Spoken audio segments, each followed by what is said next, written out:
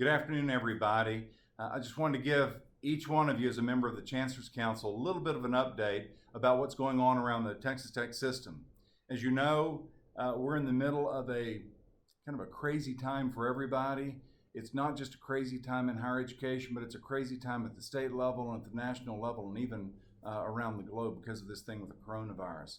It's important to remember that as it impacts higher education in Texas, and specifically as it impacts the Texas Tech system, the impact of the virus is not the only problem that we're dealing with.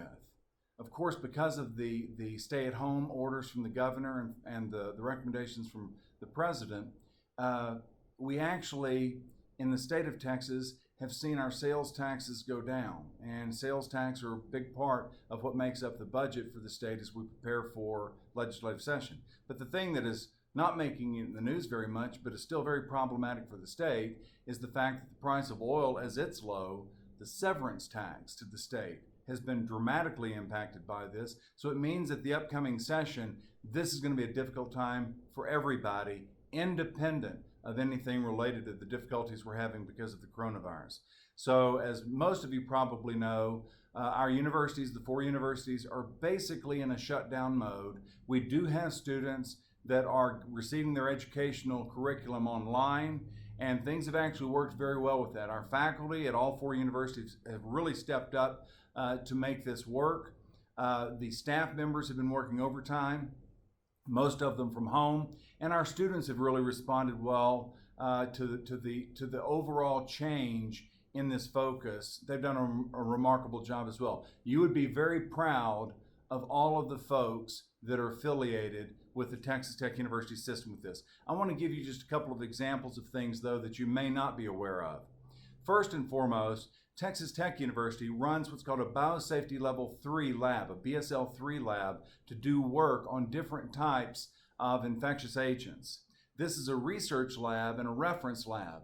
With this crisis, in conjunction with working with folks at the Health Sciences Center, they've converted this research lab into a full clinical laboratory, so that we are now running tests for coronavirus for 67 counties in this area.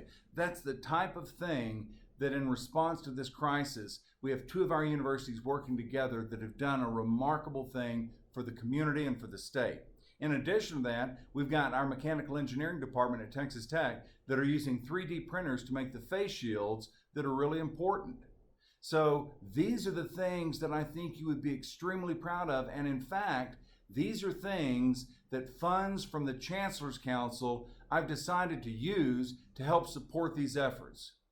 You would be extremely excited to see the way our 4 universities are all working together to make our experience better for our faculty, staff, and students, to make our communities better in conjunction with local municipalities, and to make the state better in getting through this crisis. I'm convinced that on the other side of this, we'll all be stronger together. I'll give you an update again at some point in the future.